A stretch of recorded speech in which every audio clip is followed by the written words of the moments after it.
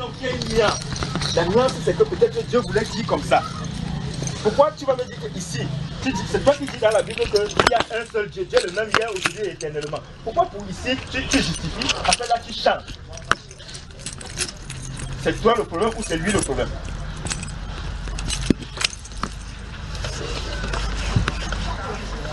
Bon. Bienvenue mon frère. Non, continue. Amen. Il veut t'écouter, j'aime t'écouter. Ok. Ici, il y avait une autre question ici. Le papa, on avait un problème ici. Il était en train de dire que comment ça se fait qu'aujourd'hui on ne met pas les habits, on ne met pas le col, on ne met pas ceci. Parce que parce que j'ai dit. J'ai dit dans le chapitre. Oui. Nous avons vu que ceux qui avaient des responsabilités. Éteins alors. Oui, que ceux qui avaient des responsabilités. Ça va. Oui.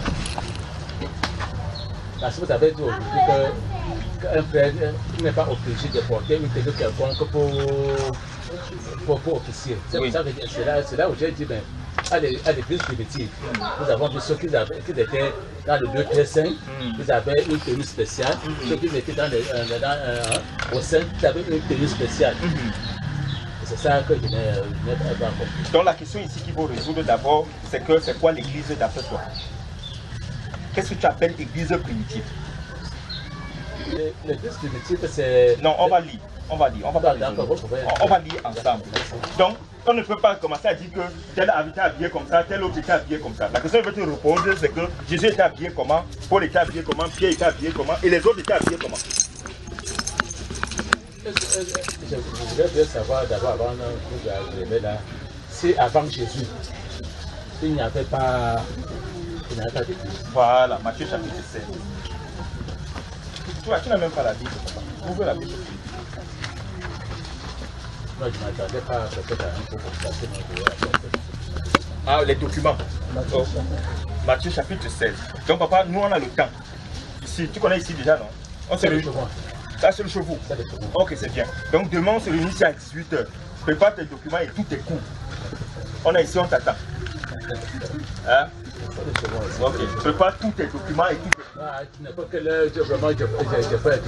Voilà.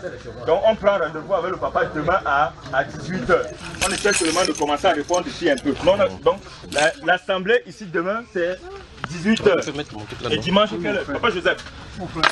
C'est 18h et jeudi. Oui. Et dimanche 10h. 18h jeudi. Demain 18h. Oui, jeudi 18h et dimanche quelle heure? 10h. Ok. Bon. Que Dieu vous bénisse. Amen. Bonjour peuple de Dieu, bonjour assemblée. Amen. Que le Seigneur vous bénisse. Amen. Je suis venu depuis là, je garé là-bas en haut, je les ai appelés fatigués. Donc, je me suis aventuré à descendre, je descendais en laissant le Seigneur nous guider jusqu'à ce que je suis arrivé ici. Amen. Bon, je suis à votre service là maintenant. Bonjour à vous, bonjour pour ceux avec qui on était là hier et pour ceux qui n'ont... C'est la première fois qu'on se voit, bonjour à vous, que Dieu vous bénisse. Amen. Inclinons la tête alors, on prie. Père, nous te sommes encore reconnaissants pour ce moment que tu nous donnes de nous réunir. Merci Père de gloire pour ce peuple qui a faim et soif de toi. Nous avons tous faim et soif de toi. Seigneur, des événements de la vie nous malmènent au point où nous ne savons même plus à quelle direction nous prendre. Mais c'est toi le guide, tu es le bon berger, celui qui conduit dans les verts pâturages. Nous prions Dieu de gloire que tu nous conduis à manger la nourriture convenable autant la nourriture spirituelle autant convenable que tu as destinée pour nous aujourd'hui. J'ai prié pour les uns et les autres ici, Père, que chacun rentre rempli, Père, de gloire de ta joie et de ta paix. J'ai prié au Dieu de gloire que là où nos pieds fléchissaient de part et d'autre dans le monde, que toi-même tu nous stabilises et que tu nous fasses marcher dans la voie de la vérité. Seigneur, incline tes regards sur nous favorablement, avec ta grande miséricorde, car tu es un Dieu miséricordieux. Seigneur, daigne pardonner nos manquements, nos péchés et nos fautes au-devant de toi, car qui oserait, au Dieu de gloire, se présenter devant toi-même sans être justifié par le sang précieux du Seigneur Jésus? Nous voici au devant de toi, Père. Tu connais nos voix, tu connais nos cœurs, tu connais quand nous couchons, quand nous nous réveillons. Tu connais de loin, tu sondes de loin nos pensées. Tu rendras à chacun selon son œuvre. Je prie donc, Dieu de gloire, que ta miséricorde parle plus que ton jugement. Et je prie au Père que si quelqu'un, au Dieu de gloire, vivait dans le monde ici, que cette personne rentre en méditant sur la faisabilité avec l'enfer et en plus la justification avec le paradis. Donne-nous, ô Dieu de gloire, de t'aimer par-dessus toutes choses. Au nom du Seigneur Jésus-Christ. Amen. Amen. Voilà. Que Dieu vous bénisse. Amen. Il veut seulement continuer sur la lancée de notre frère, vu que généralement dans les églises, vous n'avez pas le temps de poser les questions. Quand vous allez dans des cultes, vous avez le temps seulement d'assimiler, on donne seulement, on vous sermonne. Donc vous avez la latitude maintenant de poser toutes les questions qui vous passent par l'esprit.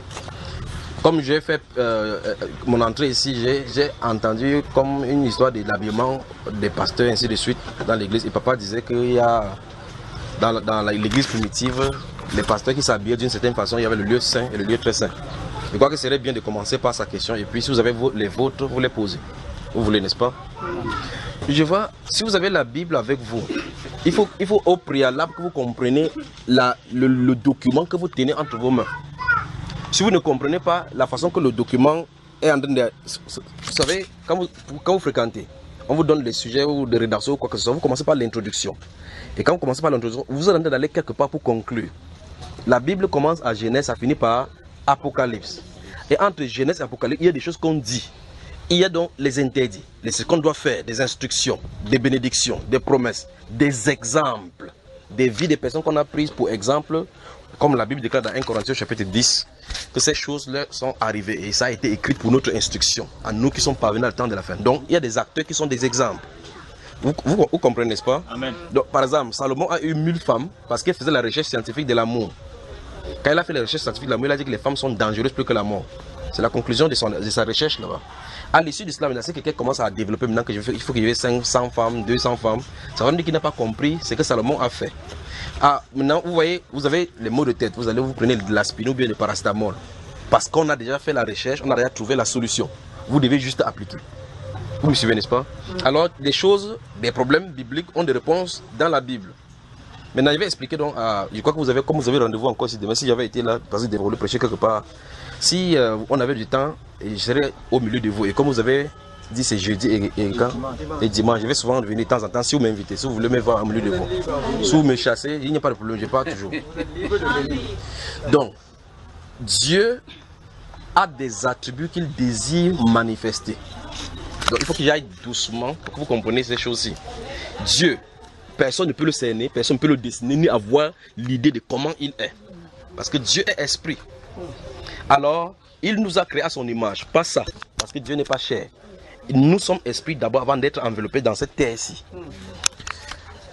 Ayant donc été esprit, puis la chair, Dieu a donc des attributs. Quand il parle des attributs, par exemple, quand vous voyez le président de la République, il a l'attribut par exemple des juges, l'attribut des magistrats, l'attribut des chefs de l'État, ainsi de suite. Ce sont les attributs.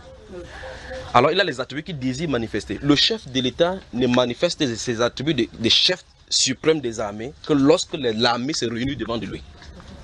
J'espère qu'on se comprend.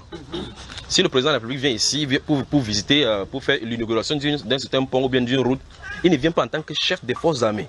Il vient là comme chef de l'État. Ça, c'est le président de la République. Quand il se réunit avec les magistrats, les gens des cours suprêmes, il est là en tant que le premier magistrat.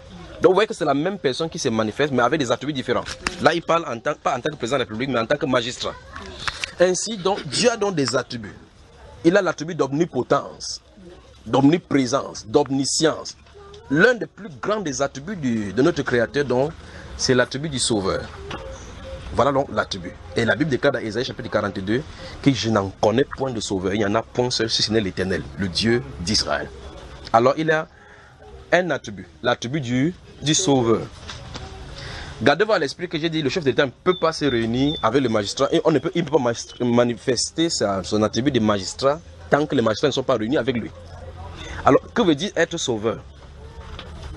Je suis en train d'aller là à la question, parce que je vais aller vraiment doucement pour construire, pour qu'on puisse saisir. Que veut dire donc être sauveur? Si vous êtes sauveur, ça suppose que vous avez quoi?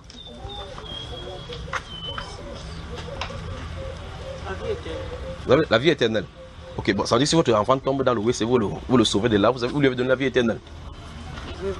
Parce que vous avez demandé être sauveur veut dire quoi? Voilà, être sauveur. Parce que là, si quelqu'un veut traverser la route, vous dites, vous l'arrachez cette personne-là de la voiture qui devait le cogner.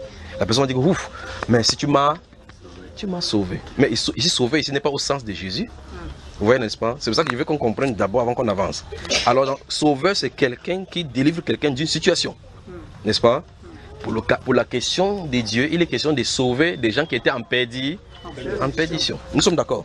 Alors c'est parce que nous sommes en perdition, son attribut de sauveur doit se manifester. Bon, maintenant, ces attributs se trouvent en lui. De la même façon comme le chef de l'État a ses attributs de magistrat. Tant qu'il n'y a pas une situation où le magistrat doit se manifester, ces attributs-là restent inhérents en lui. C'est ça, n'est-ce pas, mes frères? Voilà. Donc, il faut qu'il y ait une situation de magistrat pour qu'il se montre comme magistrat. Il faut que l'armée puisse être là pour qu'il se manifeste comme chef des forces armées. Tant que ces conditions ne sont pas réunies, il ne peut pas se manifester comme tel. Alors, il fallait que Dieu perde quelque chose. Il fallait que Dieu perde quelque chose. Cette chose-là, c'est nous. La création est tombée donc dans le péché dans Genèse chapitre 3. J'espère que vous connaissez cela. Le péché originel a été commis. Maintenant, la Bible déclare que quand Dieu a fini de créer le monde et tout ce qui s'y trouve, il s'est reposé. Vous pensez que Dieu se fatigue? Est-ce que qui croit que Dieu est fatigué? Est-ce que Dieu se fatigue?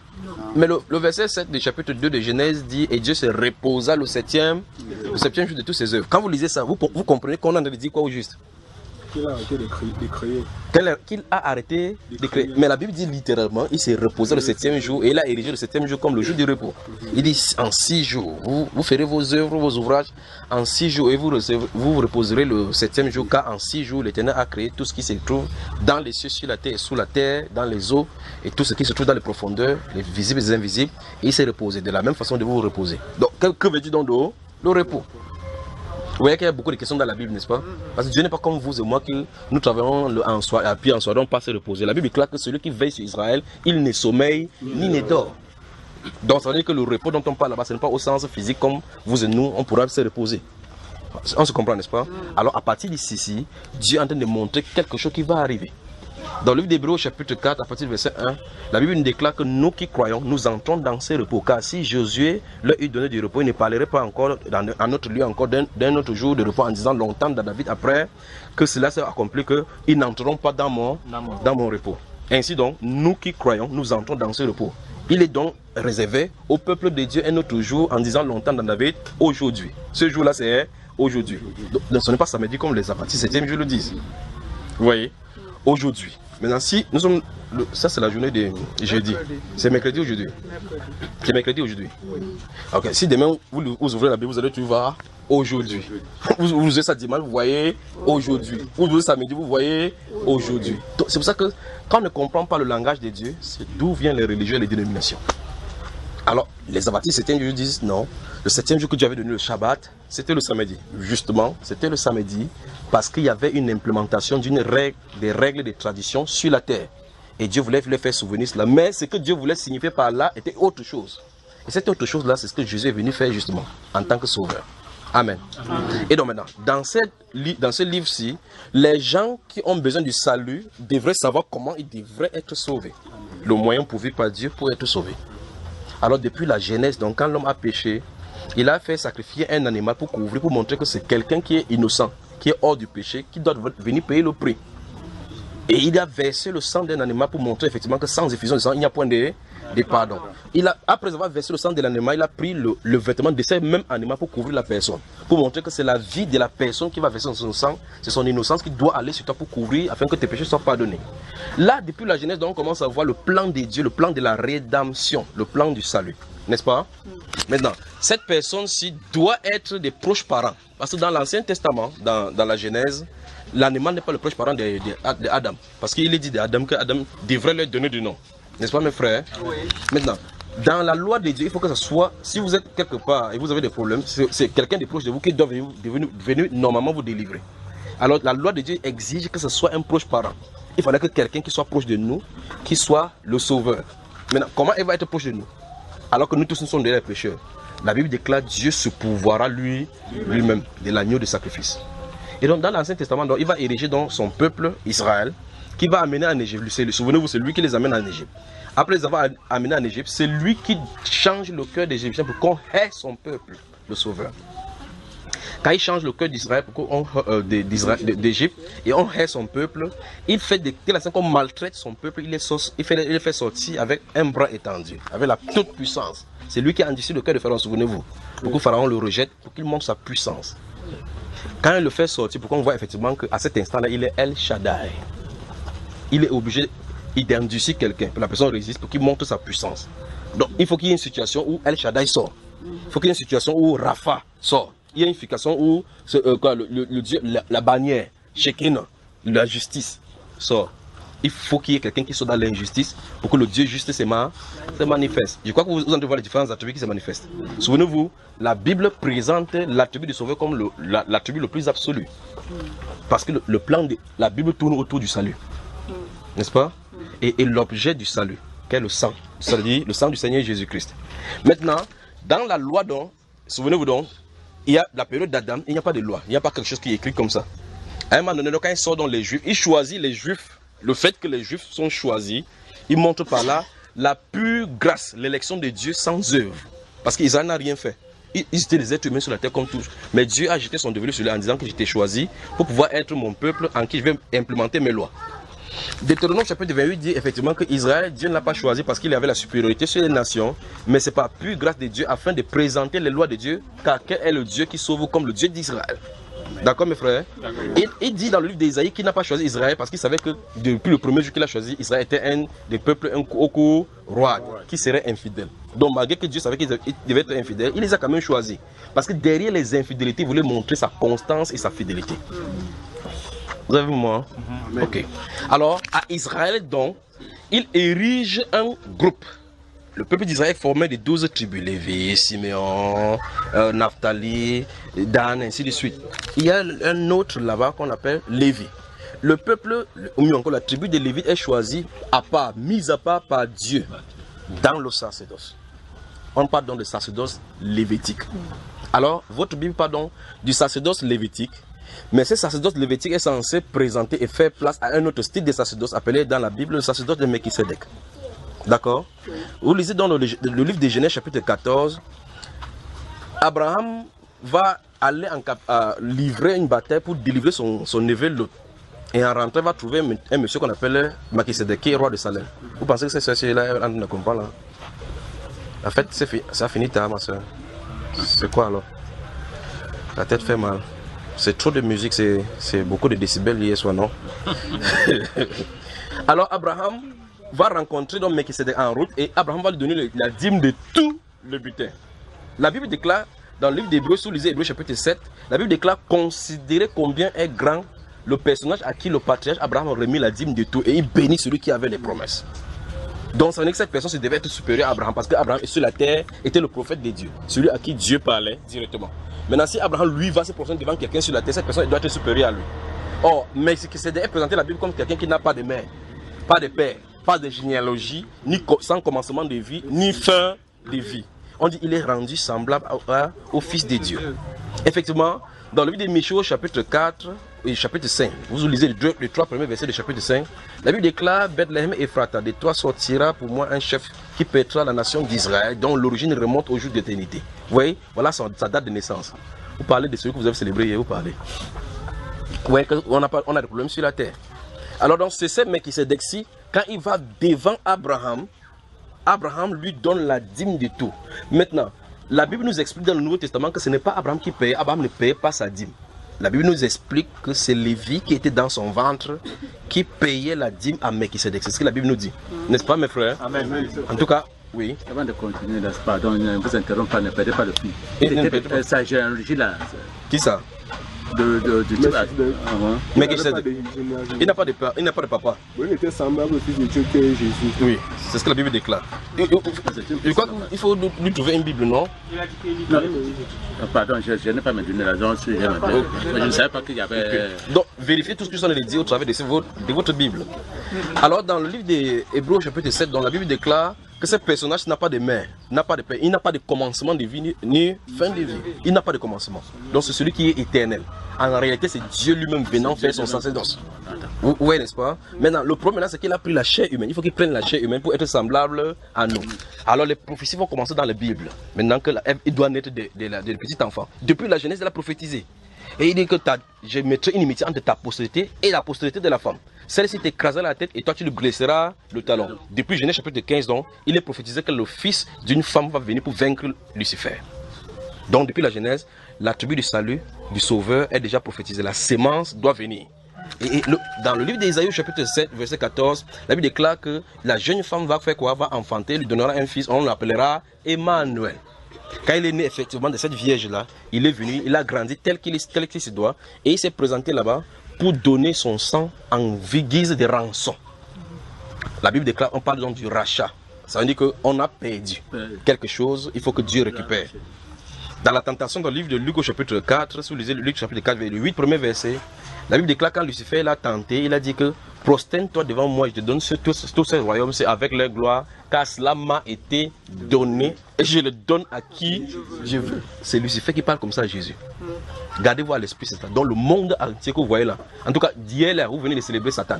Pour que ça vous choque ou pas, c'est la vérité. Alors il a dit à Jésus, gardez-vous à l'esprit. La Bible déclare que le diable le transporta sur une haute montagne. Lui montra. Donc Satan a donné des visions à Jésus. Lui montra tous les royaumes de la terre. Quand il dit tous les royaumes, la Bible dit tous les, y compris ton Cameroun. Donc il a montré le Cameroun. Ça vous choque là, hein? Non, ah, mais c'est quand même la Bible de toute façon. Si vous avez la Bible, ils sont dit ce qui est écrit là-dedans. Alors, si vous voyez le film de Jésus de Nazareth, c'est pas ça que je suis en train de raconter, je parle de la Bible.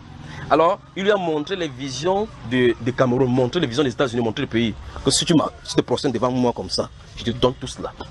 Et souvenez-vous, il dit, car cela m'a été donné. Et en retour, je donne à qui je veux. Donc, les rois de la terre sont prosternés devant lui, il leur donne la gloire. Ils vont là-bas, d'autres donnent dans le secteur. Il y a des manières de se prosterner devant lui. Et quand ils se prosternent devant lui, ils sortent dans le décret que le 25 décembre, c'est la naissance de Jésus. Vous célébrez. Vous mangez le riz jusqu'à ce que vous discutez. Dansez jusqu'à ce que vous faites les séries. Allez maintenant, toute personne donc, qui a fermé les boutiques hier pour célébrer, allez maintenant dire Jésus que vous aimez repentir de vos péchés. Ils vont dire qu'il faut le cas avec Jésus là. Pourtant, hier, ils sont censés le célébrer. N'est-ce pas un paradoxe? Un genre de fête que même les païens fêtent. Ils fêtent Jésus. Le lendemain, vous dites parler de Jésus, fout le camp. Vous comprenez que vous en desservez le Dieu. Que Dieu nous en préserve. Alors, je suis sur le point où je vais vous montrer que Abraham est venu devant Melchisedec, lui donner la dîme. Mais la Bible nous explique que ce n'est pas Abraham qui payait sa dîme. C'est Lévi qui est 3 générations après lui qui est en train de payer le dîme pour signifier que le sacerdoce qu'il reçoit est non seulement inférieur à ce sacerdoce de Melchisedec, mais il doit céder place à Melchisedec. Alors Melchisedec va venir sur place, il va faire le sacrifice. Souvenez-vous, dans le sacerdoce lévitique, c'était transmissible de père en fils. C'est dans ces sacerdoces dont-là qu'il y a les habillements. Parce que le chapitre 28 d'Exode dit, tu confectionneras à Aaron et à ses fils des vêtements sacerdotaux, afin qu'ils portent la dignité. C'est ce qui est écrit. Et dans ces vêtements dont-là, c'est là que nous touchons maintenant la question en plein. Ces vêtements ont des caractéristiques. Au-dessus de la tête, il y a un chapeau et sur cette tia-là écrit sainteté à l'Éternel. De telle sorte quand il va se placer devant le peuple, parce que le peuple était devant lui, quand toute personne regarde, parce que même si vous êtes n'importe où, vous voyez au moins sa tête. Vous voyez que Dieu est saint. C'est ça, la plus élevée. La partie la plus élevée, vous devez comprendre que Dieu est saint. Avant que vous vous approchiez de lui, vous devez voir d'abord sa sainteté. Maintenant, sur son pectoral, sur sa poitrine, étaient attachées les pierres, avec les pierres d'onyx, les pierres de clopas, de chrysonyx, ainsi de suite d'or, ainsi de suite, des différents os. Il y en avait 12 qualités de pierres là-bas, avec des couleurs différentes, regroupées en chaque couleur. Et chaque couleur-là représentait les tribus d'Israël. Il y en a 12 là-dessus, sur le pectoral. Et au-dessus, là, maintenant, se trouvent des choses qui sont liées, comme les galons des militaires ici. D'accord? C'est fait avec les fins, les retors, les couleurs des défunts, ainsi de suite. Ces choses-là, pourtant, la Bible appelle ça les éphodes. Ce n'est qu'Aaron et ses fils qui devaient le porter. Ce n'est qu'Aaron et ses fils qui devaient les porter. Maintenant, voici donc la signification de cette pierre. La Bible déclare quand il va porter cela, pour entrer dans ce que tu as appelé tout à l'heure, le lieu saint, le lieu très saint, il porte l'iniquité des enfants d'Israël pour les présenter devant l'Éternel, afin, puisque devant le lieu très saint se trouve ce qu'on appelle dans l'autel de propitiation. Là, on fait propitiation, c'est-à-dire qu'on nettoie les péchés là-bas. Lorsqu'il sort, il offre les boucs, les béliers pour le sacrifice, pour le péché. Il porte ça sur lui. Et il part devant le trône pour demander pardon à Dieu pour le peuple, afin que ça lui soit favorable, pour que les prières soient entendues. C'est exactement ce qu'on est en train d'annoncer avec la venue du Seigneur Jésus, qui est l'intercesseur par excellence pour expier le péché. Vous me suivez, n'est-ce pas? Voilà. Donc les vêtements, les couleurs, les tissus, les différents cristaux qui étaient là-bas avaient des significations. Maintenant, allons-y maintenant, amusons maintenant. Le pape, ça représente quoi? Allons-y. Vous voyez que pour Dieu, ce n'est pas le vêtement de fantaisie.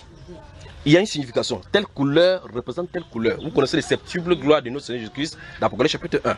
D'accord, les 7 couleurs de l'art ancien, ainsi de suite. Chrysolite, son près comme la topaze, sa tête est comme le lin. Alors, quand eux ils portent comme ça, ils portent cela, et il y avait une maison construite dans la maison de l'Éternel où les habits étaient déposés. Quand on finissait le sacerdoce, on ne porte pas n'importe comment, on porte pour entrer dans le sacerdoce. Quand on a le sacerdoce, quand on finit, on remet là-bas. Toute personne qui portait cela pouvait mourir. En tout cas, même toucher, tu ne peux pas toucher. Parce que pour qu'il puisse porter, il y a quelqu'un de spécial qui est enseigné pour prendre seulement cet habit-là pour le faire. Alors, je pose la question, les papes. Quand on va finir par les papes, maintenant on va toucher maintenant les protestants. Si vous voulez protester, c'est votre problème. Ce qu'ils portent là, ça a quelle signification? Maintenant, vous voyez qu'en Israël, il n'y avait que ça. Quand celui-là mourait, d'autres portaient le même habit. L'autre portait le même habit. C'était transmissible. Aujourd'hui, si on veut faire la mort chez les catholiques, ils ont un style d'habit qu'ils portent avec un style de tiare. Si on veut faire l'enterrement, c'est un autre truc. Si on veut faire la messe décisive, c'est un autre truc. Chez les protestants, c'est autre chose. Chez les luthériens, c'est autre chose. Les pentecôtistes, c'est autre chose. Maintenant, et le plus curieux, c'est qu'ils ont les mêmes Bible. Alors leur habillement est conforme à quelle volonté de Dieu? Vous voyez le problème là se trouve le problème, n'est-ce pas? Notez Matthieu chapitre 23. Notez Matthieu chapitre 23.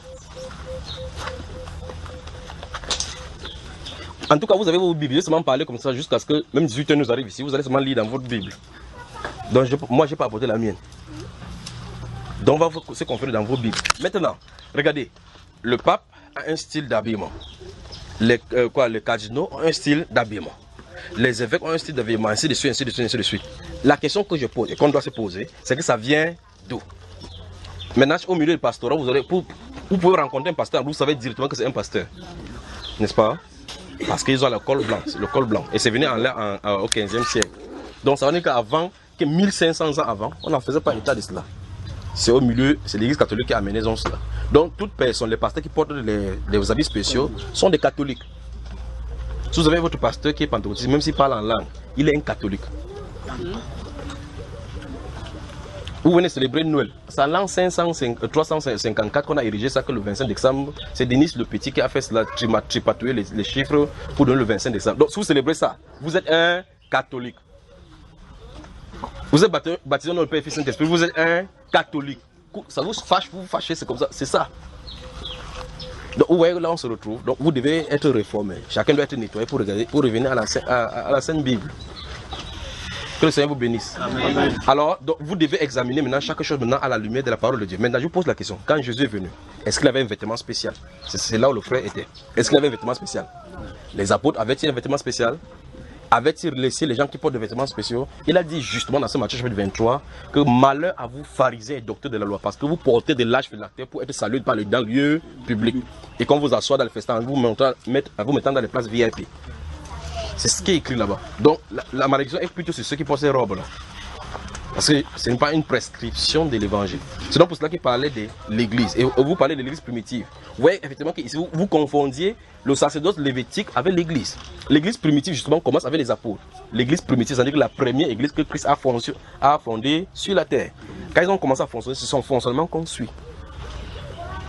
Dans le livre d'Éphésiens au chapitre 2, le verset 22 dit, nous avons été édifiés sur le fondement des apôtres et des prophètes, Jésus-Christ étant la pierre angulaire. Donc ça veut dire que c'est ce qu'ils ont fait. Vous voulez faire n'importe quoi, posez-vous la question, est-ce que les apôtres l'ont pratiqué? Il faut que ça soit par oui ou par non. Si les apôtres ne l'ont pas pratiqué, oubliez. Parce que la Bible déclare, Jésus a dit, je bâtirai, c'est là où vous avez appris tout à Matthieu chapitre 16, je bâtirai mon église. Il parle dans le futur. Donc avant Jésus, il n'y a pas d'église. Je bâtirai mon église. Il n'a pas dit, je bâtirai mes églises. N'est-ce pas mes chers frères? Amen. Ok, maintenant, si Jésus dit, je bâtirai mon église, c'est le singulier ou le pluriel? Prenons seulement votre quartier, il y en a combien ici? Au quartier ici, oui, oui. Plein, papa. Ah, plein. Ok, laquelle est donc ce que Jésus bâtit? Chacun arrange son coin, il fait sa part. Ah, chacun arrange son coin, il fait sa part. Mais Jésus dit, je bâtirai mon église. Il n'a pas dit, vous bâtirez mon église. Il dit, je bâtirai mon église. Maintenant, comment vous savez que c'est une église? Comment vous savez que c'est une église? Parce que vous avez dit que c'est beaucoup, c'est plein. J'ai seulement dit dans le quartier, imaginez dans la ville de Douala. Comment on fait pour savoir? Quand vous passez, on chante là-bas. On crie. On crie. D'autres pleurent. Dans tout ça, donc, maintenant, vous vous trouvez à quel niveau? Vous-même alors, vous vous trouvez dans quel niveau là? Vous voyez qu'en voyant tout ça, vous devez vous poser de bonnes questions. C'est pour ça que ici aujourd'hui, on va se poser des bonnes questions. Vous devez vous poser des bonnes... Quand Jésus dit, je bâtirai mon église, souvenez-vous de l'attribut de sauveur que j'ai positionné. L'attribut du sauveur, c'est ça qui va nous meubler ici tout au long de la journée. L'attribut du sauveur. Il faut qu'on sache si oui ou non on est sauvé. Parce que le but là-bas, si tu as n'importe quoi, la Bible, Jésus a dit, à quoi servir-il à un homme de gagner tout le monde entier s'il perdait son âme. Donc il faut vérifier si votre âme est sauvée. Si vous n'êtes pas sauvé, tout ce que vous faites sur la terre là, c'est zéro. Et la maison, en tout cas, les Salomons ont eu la gloire plus que tout le monde. Il est sur la terre. Vous avez vu encore même un atome, même de ce qu'il avait construit. Donc, c'est ainsi qu'on va quitter la terre. Si Jésus ne revient pas, on laisse la terre à une autre génération. Il y a des gens qui ridiculent là-bas que c'est ma terre ici. La bonne était, si tu as fait comme ça, c'est mon terrain. C'est pas grâce même qu'on lui donne 2 mètres sur terre. Vous voyez que l'être humain fait juste, il tape ça. Et il dit que j'ai le titre foncier. J'ai le titre foncier. Dieu est en haut, il est là comme ça. Il discute comme ça sur sa terre. Le créateur de la terre ne dit rien. On l'insulte même. Il dit même que vivez bien sur la terre. Soyez en paix avec ton voisin. Il dit jamais, il va me laisser ma terre. Il dit ma terre. Les choses éphémères. Alors, l'église commence avec les actes des apôtres, avec les disciples du Seigneur Jésus-Christ. Et donc, la manière de fonctionner avec cette église-là, de cette façon de faire, c'est la manière qui a été implémentée dans les Saintes Écritures pour fonctionner. Si ce n'est pas le ça, c'est étranger. La Bible donc a une appellation de cette étrange façon d'agir. La Bible appelle ça Babylone. Donc si quelqu'un fonctionne autrement, il est dans Babylone. Aussi simple que possible. Voilà donc ce que Dieu annonce dans le système religion mondial. Donc la façon que les gens font la religion sur la terre et qui n'est pas conforme à Dieu, à sa Bible, il appelle ça Babylone. Dans Apocalypse chapitre 8, donc, chapitre 18, le verset 4 et dans 2 Corinthiens, j'espère qu'il ne va pas vite. En tout cas, notez seulement. Dans Apocalypse chapitre 18, si vous lisez le verset 1 au verset 4, et dans 2 Corinthiens chapitre 6, le verset 14 à 18, il dit, c'est pourquoi mon peuple, sortez du milieu d'eux et ne touchez pas à ce qui est impur, et je vous accueillerai. Au verset 4 et 5 d'Apocalypse 18, il dit que car ces péchés se sont accumulés au ciel et Dieu s'est souvenu. Alors, ça veut dire que si vous restez dans Babylone, il dit que fuyez de Babylone. Dans le livre d'Ésaïe, chapitre 40-49, il dit de fuir de Babylone. Et dans Jérémie également, chapitre 51, il parle de fuir Babylone. Donc, depuis longtemps avant que Jésus vienne, ce système religieux sur la terre a créé des problèmes. Et voici ça maintenant moderne. Il donne les fêtes, on célèbre. Le 1er janvier, vous allez dire bonne année. Tu demandes à quelqu'un que l'année commence quand? Il dit c'est janvier. Vous voyez là, on se retrouve, non? On a des problèmes. En tout cas, chacun d'entre vous, vous avez reçu le message de bonne année. Il dit merci. Vous avez répondu non. Vous avez souhaité aux gens non. Vous êtes dans Babylone. Tu dis joyeux Noël à quelqu'un, tu es dans Babylone. L'enfant Jésus. La Bible déclare que Jésus qui est en train de venir pour prendre l'église, vous êtes encore au niveau de l'enfant. Posez des questions là. C'est bien compris, n'est pas vrai? Donc si tu vois un pasteur, si vous voyez un pasteur qui porte les robes ou n'importe quoi, c'est un babylonien. En tout cas, même si c'est vous-même, c'est quand même vrai, la Bible, c'est la Bible qui dit. Ça veut dire que même à la maison, si tu as ta toge, c'est que tu es un babylonien. Donc tu pars, tu regardes ta toge, tu dis que je suis un bon babylonien. C'est ça, c'est Saintes Écritures. Des questions? Posez toutes les questions, toutes. Certaines questions que je voudrais poser, il y a surtout le problème de baptême. Baptême, oui. Il y a un problème de baptême. Vous entendez là-bas derrière, quand il pose la question, vous entendez là-bas aussi. Bon, je disais donc, parce que j'ai quand même fait l'école d'intonation, je parlais encore de baptême. Oui. Aujourd'hui, on nous fait comprendre que le baptême, le vrai baptême, selon certaines personnes, que ce n'est pas immersion. Oui. Dans ma carrière, quand j'étais jeune, j'ai fait un service qui nous permettait de naviguer un peu partout dans l'Afrique quand même. Oui, en Afrique. Oui. Nous avons parcouru des déserts, et des fois là-bas il n'y avait pas d'eau, on ne partait que avec des citernes. Je me rappelle, une fois nous étions à Béché. Oui. Béché, c'est où ça? C'est entre le Tchad et le Soudan. Oui. Dans le grand désert, après la Palmeraie de la Béché, entre le Soudan. Un jour comme ça, là, on avait un groupe de prière. Un collègue nigériens. Oui. On était avec un pasteur. Quand on priait, on chantait. C'est vrai que la connexion a encore baissé, n'est-ce pas? On priait, on louait Dieu. Et c'est Dieu aussi. Après, peut-être, parce qu'on a fait peut-être une quinzaine de jours là-bas. Peut-être pendant qu'on priait, l'esprit là. Il a eu peut-être l'esprit là demandé qu'il devait être baptisé. Le pasteur l'a baptisé par Aspersion. aspersion. C'est un pasteur protestant ou bien quoi? Pardon?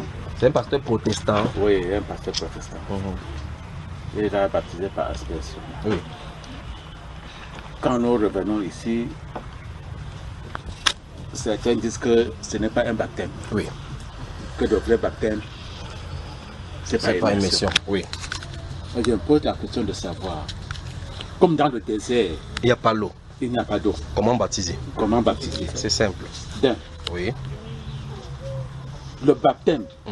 Non, avant que vous ne veniez, mon fils, Oui. donc on a parlé un peu de baptême avec mon fils là-bas, c'est pas mon petit frère, mon fils là. Oui. Le baptême, c'est la foi, ou bien est-ce que le baptême, on a d'abord convenu que le baptême ne sauve pas. Oui. C'est la foi en Jésus-Christ qui peut te sauver. Oui. Parce que tout ce que, s'il faut baptiser par émission, pour que ça soit le vrai baptême, on serait parti encore au Jourdain. Oui. Peut-être c'est le Jourdain, c'est cette eau-là qui peut donner la vie. Oui. D'un. Et de deux, nous avons le problème de la Seine. Sainte. De la Seine. Certains disent que c'est que parce que c'est tout protestant. Il faut d'abord que je vous. Non, il va commencer à nous protester justement. Voilà. Ouais, non, parce qu'il faut dire. Non, je dis la vérité. Il y a le problème de la scène. Oui. S'il faut revenir au temps, Oui. on va prendre tout ce qu'il y avait à l'époque là pour que ça soit réellement ça. Okay. Parce que. Donc, en résumé, il y a un problème sur le baptême et la scène. Et la scène. Il y a un problème. Permettons qu'on développe. On développe. Garçon, viens. Toi, viens. Dépose ta Bible, tu viens. Tu es baptisé. Bon, je vais pas. On va pas donner un peu l'eau dans le gobelet. Exactement. Tu as un peu de la. Non, c'est fini, c'est passé. Non, on n'a pas besoin de beaucoup d'eau. Ne vous inquiétez pas. On va te baptiser, d'accord. Tu vas retenir que devant papa, on a baptisé. Viens. Je te baptise au nom du Père, du Fils et du Saint-Esprit. On va t'asseoir. Voilà. Il est baptisé. Non. Pourquoi? Attendez, doucement. Je sais ce que ça de faire. Donc surveillez-le. Il faut qu'il comprenne ce que la Bible dit, d'accord? Il est obligé de passer par ces exemples-ci. Cet enfant est baptisé, oui ou non? Il n'est pas baptisé. Pourquoi?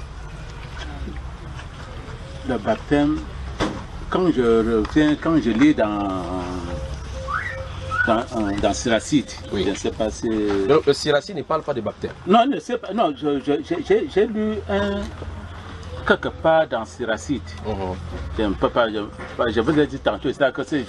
Souvenez-vous, papa, que Siracide, c'est longtemps avant Jean-Baptiste. Oui. C'est Jean-Baptiste qui vient avec le baptême. Donc, oui. Siracide ne mentionne pas le baptême nulle part. Voilà, bon, s'il faut donc s'arrêter à ce, oui. à ce point. Oui. Comment pouvez-vous dire quand vous n'imposez? Parce que quand le prêtre, oui, n'impose pas la main, oui. Vous n'êtes pas baptisé. Ok, donc, ça veut dire qu'au rituel du baptême, tu as ajouté l'imposition des mains. Oui. Maintenant, quelle est la base de ta croyance, de cette croyance-là? Tu prends ça où? Parce que j'ai versé l'eau. Vous-même, c'est devant vous que je l'ai baptisé, non? Non. D'abord, allons à la base. Allons à la base. L'enfant, si, avec ce que je viens de faire, est baptisé oui ou non? Non. Ok, non, pourquoi? Parce que non, il y a baptême en imposition de main. Où est-ce que donc c'est écrit ainsi? Dans la Bible. Si c'est dans la Bible, il nous montre. Parce qu'il faut dans toute façon, dans toutes les Bibles, il ne verra nulle part ça. Il n'y a pas. Il n'y a pas dans ce cas, sur quelle base donc? Attendez. Oui. Bon, dans le désert, comment vous... Non, j'arrive avec le désert. Je vais d'abord aller à la base. Voilà. Je comprends là-bas. On a une base. Oui.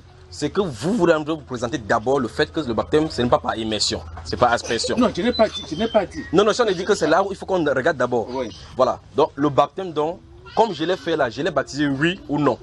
Pour moi, non. Qui dit qu'il a été baptisé? Donc, personne n'a été baptisé. Je vais encore un autre enfant ici. Apportez-moi aussi l'eau. Apportez-moi l'eau dans le gobelet. Il y a l'eau, il y a un peu d'eau. Juste un peu d'eau. Il fait chaud, alors même si voilà, moi bien. C'est bon. Viens mon garçon, viens te baptiser ici. Tu vas manger le riz de Jésus hier, viens. Viens. Après, tu vas nettoyer, d'accord? Tu vas passer le catéchisme, mon fils. Tu étais premier du catéchisme, d'accord? Je te baptise au nom du Père, du Fils et du Saint-Esprit. Vas-y, tu es baptisé. Cet enfant s'est baptisé, oui ou non? Donc même celui-ci n'est pas baptisé. Ok, donc c'est bon. Ok, comme cet enfant n'est pas baptisé, ni celui-ci n'est baptisé, dis-nous à quand le baptême par aspersion est le vrai baptême.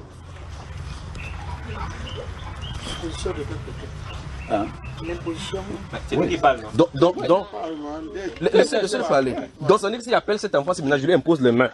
À cet instant, il est baptisé. Pour que le baptême soit confirmé. Oui. Pour que le baptême soit confirmé, il faudrait que vous soyez loin. C'est pas n'importe quoi. Attends, on comment? Qui ont l'enfant ou moi qui sont de le faire? Vous qui célébrez. On par quoi? Laissez-le s'exprimer. Il faut être un loin de Dieu. Ok. Il faut être un loin de Dieu. Ok. Maintenant que moi je suis devant vous. Je ne dis pas qu'il n'est pas. Je n'ai pas dit qu'il ne l'est pas. Ok. Maintenant, admettons que je suis loin. Voilà. Dans ces conditions, l'enfant est baptisé. Non. Ok. Donc ça veut dire que ce n'est pas la condition donc qu'il soit loin. Non. Non, parce que vous avez dit que. Pardon, excusez. Oui, papa. Chez nous, les protestants. Oui. Je suis protestant. Comme j'aime beaucoup protester, comme vous venez de dire. D'abord, l'eau. Ça doit être dans la cuvette, pas dans le gobelet. Non, nous allons en venir là. L'eau, quand on vous apporte, vous bénissez d'abord cette eau. Ok. Apportez l'eau. Non, c'est au fur et à mesure. J'ai compris. Oui. Peut-être qu'on va s'entendre là difficilement, mais peut-être que bon, en lisant beaucoup, peut-être que je pourrais revenir à votre raison ou à la mienne. Bon, je dis chez nous, les protestants. Oui. Vous bénissez l'eau. Oui. Et quand vous le déversez. Oui. Sur la tête. Vous l'imposez la main. Oui. Il y a des rituels. Quel rituel encore? Dites-nous. Non, bon. Mais c'est secret. Il y a des rituels. En tout cas, on voit ça chaque jour à la télévision, comment les gens s'avancent. Oui. On bâtit, ils traversent. Oui. Quel rituel fait-il qui en dehors des versets? Qu'est-ce que vous voyez? On voit comment un enfant, ou bien papa, un maman pour son enfant, il arrive. Voilà. On verse la 9 mois. On est au niveau du baptême. Oui. Parce qu'on admet qu'ils ont déjà fait le catéchisme. Et que le moment de faire, je crois que ça serait bien plutôt quand tu donnes l'eau et tu nous montres comment ça se passe. Non, je ne suis pas loin. Non, on admet que tu es loin. Parce que on ne voit pas loin. Il n'y a pas de considération. Donc on doit savoir qu'on est loin. Ok, donc, si je suis loin, comment il doit faire donc? Après être loin, comment on fait par la suite? Comment le rituel? Je ne voudrais pas qu'on dise. Bon, s'il vous plaît, je voudrais donc savoir. Oui. Parmi ces deux baptêmes. Oui. Quel est ce qui est supposé être le bon baptême? Voilà. Attendez. Voilà. Et si nous n'avons pas d'eau, si nous sommes au désert, on va répondre à cela. Voilà, on va répondre. La Bible répond à toute question biblique a une réponse biblique. Voilà, ma chère, toi qui dormais là, comment tu t'es baptisée quand tu étais petite? Parce qu'elle-même elle est catholique. Et toi tu es devant elle, devant lui, devant elle, tu es protestant. Donc, d'après ce que j'ai fait sur les deux enfants là, les enfants sont baptisés oui ou non? Lequel des deux est baptisé? Pourquoi aussi? Ok, peut-être il n'est pas porté la Bible blanche, n'est-ce pas? On se prépare pour se baptiser. On se prépare pour se baptiser. Voilà, donc ça sort là-bas. Oui, donc on se prépare pour se baptiser. Qui a encore une autre proposition? Qui est d'accord que le garçon, le premier, a été baptisé? Il n'est pas été baptisé. Pourquoi? Pourquoi? Ok, il faut qu'il passe par une doctrine. Tu n'as pas fait la doctrine. Donc après la doctrine, ça veut dire que s'il avait fait la doctrine et que j'ai fait cela, alors il est baptisé. Non. Jusque là, il faut encore quoi? On ne sait pas préparer. Préparer comment donc alors? Il faut un parrain. Pour recevoir le Saint-Esprit. Non, on est au niveau du baptême d'eau. Oui, mon cher. Non, c'est toi, sens-toi libre.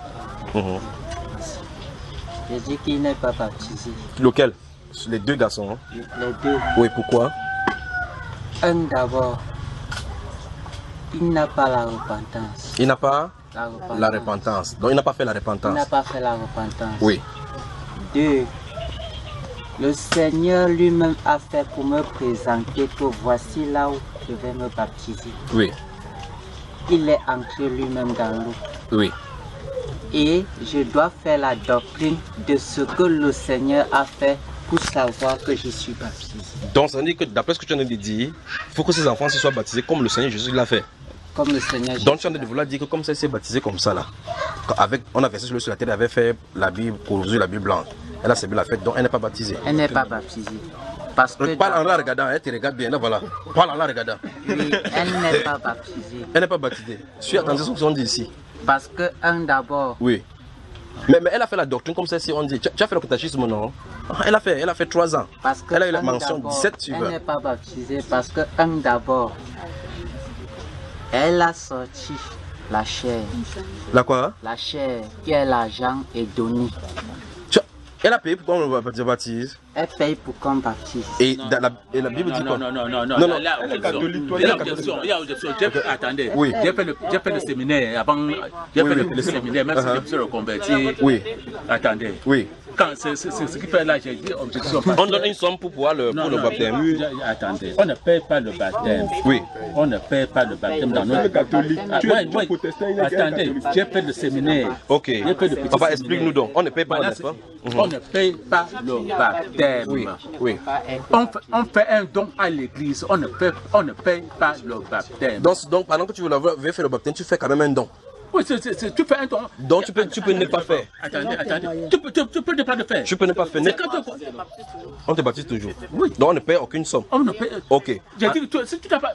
Si tu te fais un don parce que tu es content. Oui. Mais si tu n'as pas, on te baptise, même le mariage. Maintenant, papa, qu'est-ce que toi tu dis de ce que celui-ci a de dire en disant qu'il faut qu'on se baptise comme Jésus a fait? Que Jésus, lui, d'après ce qu'il a dit, il dit Jésus est le modèle. Ouais, si et comme Jésus a fait. Oui. Si Jésus est le modèle, on partira tous au Jourdain pour se faire baptiser. Voilà, donc ça veut dire que d'après toi, comme tu dis que pour suivre le modèle de Jésus, il faut nécessairement aller au Jourdain. Parce que c'est la même eau. Voilà. Toute votre attention maintenant. Paul même s'est baptisé avec quoi? Voilà. Donc, à Damas. Donc, il y a le Jourdain à Damas, maman. Il n'y avait pas de Jourdain. Papa a protesté que c'est pas ça. Et il s'est baptisé. Donc ça veut dire que Paul n'est pas allé au Jourdain comme Jésus, mais il s'est baptisé comme Jésus sans être au Jourdain. Donc ça veut dire qu'on peut se baptiser comme Jésus sans être au Jourdain. Comment ça tu ne sais pas? C'est ce que maman te dit là-bas que Paul a fait comme ça. Ouais. Est-ce que c'est seulement Paul qui a fait ça? Qui encore? Même les nus éthiopiens. Donc il y a là 2 personnes qui ont fait comme Jésus, mais sans être au Jourdain. Il y a encore qui? Donc. Non, je voulais juste le pasteur. Oui. Non, je suis le frère Junior. Frère Junior. Oui. Je voulais seulement dire que pour le problème de payer les pasteurs pour le problème de baptême, oui, que ce soit catholique ou protestant, oui, c'est énorme. On paye. Donc ça veut dire qu'ils sont de nous jouer tout ici. Oui, parce que explique-nous, maman. Il y a une façon d'enlever l'argent. De demander de l'argent. Oui. On vous demande, même que ce soit même dans les églises de réveil, oui, il y a une façon de demander l'argent aux gens, mais pas directement. On ne te fait pas dire que c'est tu de payer pour le baptême. Tu donnes là comme ça, là. Donc il y a une manière de prendre de l'argent. Oui. Donc je suis en train de dire que moi j'avais mon problème crucial était que le baptême, est-ce que quand on prend le baptême, c'est au nom du Père, du Christ, du Fils et du Fils? On arrive là-bas, on va balayer une fois tout, on va toucher tout, d'accord? Donc c'est là où je voulais savoir, mais dire que de l'argent, ça se passe. Avant, quand on demandait même, il y a un carnet, carnet de baptême, carte de baptême. Pour la Sainte Seine, ça se paye. Et quand tu ne payes même pas bien, même tu ne prends pas. On dit que tu n'es pas. Donc c'est pour dire que et là-dedans, il y a les grades. Il y a les grades. Il y a les grades et les grades sont payants. Les grades, attendez, ouais, c'est intéressant ici. Vous voulez qu'on cache l'affaire là? On va dénoncer. Donc, les grades. Ici. Une à la fois. Oui. Il y a parfois, vous, pour être conseiller, il faut de l'argent. Il faut de l'argent. Pour être ancien aussi, il faut de l'argent. Et même dedans, le pasteur essaie de voir si quelqu'un travaille là l'argent. Si tu es bien, si tu as les enfants, que quelqu'un de la famille bien aussi. C'est là où on te prend. Donc, on ne peut pas te prendre. Donc, c'est les nominations par intérêt. Même peut-être, je ne sais même pas comment on appelle ça. Donc, je suis en train de demander que si c'est vraiment l'œuvre de Dieu. Est-ce que c'était de cette manière? Ne vous inquiétez pas, vous avez la Bible. Toute question biblique a une réponse. Donc, si on voit dans la Bible, c'est ce que la Bible dit qui est vrai. Oui, maman, on t'a tellement énervé dans ces choses, dis-nous. Moi, je voulais dire que je me suis baptisé protestant. Protestant, comme papa là. Mais je n'avais vraiment pas compris ce que c'est que le baptême. Oui. J'ai fait mon second baptême. Oui. J'ai pris du temps à... Bref, on a pris du temps à m'enseigner. Oui. Pourquoi est-ce que je vais me baptiser? Bon, moi, je vais être bref. Moi, j'ai compris que lorsque tu veux prendre ton baptême, c'est une décision entre toi et Jésus-Christ, ton sauveur, celui qui t'a sauvé de tes péchés, qui est mort sur le côté de ce Christ pour toi. Tu dois savoir que quand tu prends ce baptême-là, tu dois avoir une conduite de vie digne d'être l'enfant de Jésus. Tu dois comprendre que ce baptême que je fais, je dois savoir que ma vie d'avant est terminée. Positive doit être maintenant une vie sanctifiée. Je dois vivre selon le... C'est vrai qu'on n'est pas saint, mais on doit faire l'effort de vivre maintenant. C'est une nouvelle vie, de vivre selon les principes de la Bible. Donc en bref, tu étais d'abord protestant, tu avais le baptême protestant. Donc ça c'est l'aspersion. Après tu as compris, maintenant donc c'est pas le baptême. On m'avait vraiment pas fait. J'ai fait le catéchisme. Oui, parce qu'on a fait tout, on a passé. Mais moi, franchement, je n'avais pas compris ce que c'était ce baptême. Parce que pour se baptiser, comme je reviens sur ça, tu dois être enseigné. Et c'est une prise de conscience personnelle. On ne t'oblige pas à te baptiser. Parce que comme je vais là maintenant, mon mode de vie doit changer. Je ne vais plus plaire aux hommes, mais à Dieu. Je suis consciente que c'est l'alliance que je fais entre mon Dieu et moi. Oui. Et je me suis baptisée dans l'eau. Et quand tu t'es baptisée dans l'eau, maintenant, tu es toujours au nom de Jésus. Et là, tu es toujours protestant ou tu as quitté d'être protestant? Pourquoi? J'ai quitté d'être protestant. Pourquoi? Parce que... Ici, écoutez papa. Papa. La doctrine qu'on me donnait là-bas ne m'avait jamais fait comprendre que c'est ma foi. C'est ma foi, c'est pas la parole du pasteur qui peut me sauver, mais c'est ma foi. C'est le lien que j'ai avec le Christ, avec mon Dieu. C'est ça qui me donne une place auprès de lui. Oui. Amen. Donc en résumé, tu as quitté le baptême, tu as compris que le baptême par aspersion que les protestants font n'était pas ça, tu t'es baptisé au nom du Seigneur Jésus-Christ, on t'a immergé. Dans l'eau au nom du Seigneur Jésus. Ok, on retient cela, tout le Seigneur te bénisse. Déjà, quand tu faisais aussi ça, est-ce qu'on t'a demandé aussi l'argent pendant que vous faisiez tout le catéchisme? Oui. Non, c'est quand on continue là, c'est que tu vas les tuer, ça va, c'est bon, c'est bon. Ok, donc on va revenir vers les anciens là. Vous dépensez. Et on vous donne encore le four, même après le dépense là. C'est grave. On vous donne votre première carte que vous signez là. Oui. C'est comme un concours de passage, il faut signer vos agents. Oui. Mais c'est terrible, hein? Oui. Ok, je reviens maintenant vers papa. Papa, maintenant, il y a un mot qui revient chaque fois dans ta bouche. Et je crois que tout le monde a entendu ça ici. Tu dis chez nous. La question que je vais poser c'est, chez vous, y a-t-il une autre Bible en dehors de ce que nous sommes de lire ici? Avant d'avancer dans la lecture. Parce qu'on peut dire comme ça qu'il y a quelque chose là où il lit sa part. Parce que s'il lit sa part, il faut qu'il nous donne la référence. Mais donc, si c'est la même Bible, Il faut qu'on s'entende. Si c'est la même Bible qu'il a. Je ne sais pas si c'est la même Bible, parce qu'il y a beaucoup de versions ici là où. Ta Bible, c'est quelle version? La Bible que toi tu as? Je suis la version de second à la maison. Vérifie ta parole. Maman, c'est quoi ici? Voilà. C'est lui, c'est bon. Ok, donc on est au moins d'accord que c'est la même Bible. Ok, papa, je pose la question. On doit suivre la parole de Dieu ou la parole des hommes? Ce sont les petites questions qu'on va répondre pour que ça nous permette d'avancer véritablement. Normalement, on doit suivre, si on veut, en parlant du Seigneur, de Dieu, si on veut servir Dieu, on doit suivre quoi? La parole de Dieu ou bien la parole des hommes? Quelle est notre règle? Quel est notre socle? C'est la parole de Dieu. Sur ce, je vous pose donc la question. Y a-t-il dans la Bible un exemple d'aspersion sur la tête de quelqu'un pour signifier qu'il est baptisé? Non, je n'ai pas couru, je n'ai pas encore vu. Tu n'as pas encore vu, donc tu n'as pas couru, tu n'as pas encore vu. Un. De deux, y a-t-il un endroit où il est dit qu'on fasse le catéchèse pour être baptisé dans les Saintes Écritures? Non plus. Je continue à la troisième question. Troisième question, y a-t-il un endroit où on a dit clairement qu'il faut un parrain, des marraines, des cartes de baptême ou quoi que ce soit, payer un frère pour être baptisé? Je recommence encore, je continue. Y a-t-il? Vous n'entendez pas, hein? En tout cas, je suis en train de lui poser des questions parce que je pose les questions pour qu'on ait des bases pour que je puisse répondre à ces questions des baptêmes. Je pose la question de savoir si on a des Bibles différentes. En réalité, on a les mêmes Bibles. Je lui pose la question si dans les Saintes Écritures, il a déjà vu l'endroit où on a aspergé quelqu'un. Il a dit non, il n'a jamais vu. Donc ça nous aide et ça va aussi l'aider. Et je lui ai encore demandé si dans les Saintes Écritures, il y a un endroit qu'on a dit qu'on fait le catéchèse d'abord avant d'être baptisé. Il a dit non, puis il n'a pas vu. Là, ça nous pose automatiquement la question. Pourquoi cette règle ici au milieu des gens alors que Dieu n'a pas dit ça? Tu as dit que tu as fait le petit séminaire. D'où est-ce que ça sort dans cette façon dont on a fonctionné? Pardon, je peux lire un passage? Oui, lis maman, lis. C'est Acte... Chapitre 8. À partir du sud là. Oui. Lorsque Simon vit que le Saint-Esprit était donné par imposition des mains des apôtres. Il a offert de l'argent. Oui. En disant, accordez-moi aussi ce pouvoir afin que celui à qui j'imposerai les mains reçoivent le Saint-Esprit. Amen. Oui, maman. Que ça ne s'achète pas. Donc ça ne s'achète pas. Ça ne s'achète pas. Voilà, vous savez que tous ceux qui prennent l'argent là et ceux qui prennent l'argent là sont des enfants de... Mais Pierre lui dit que ton argent périsse avec toi. Puisque tu as cru que le don de Dieu s'acquérait au prix de l'argent. Au prix d'argent. Donc ça veut dire que les choses de Dieu ne doivent pas être vendues, n'est-ce pas maman? Il n'y a pour toi, ni pas ni l'eau dans cette affaire. Voilà. Applaudissons pour maman.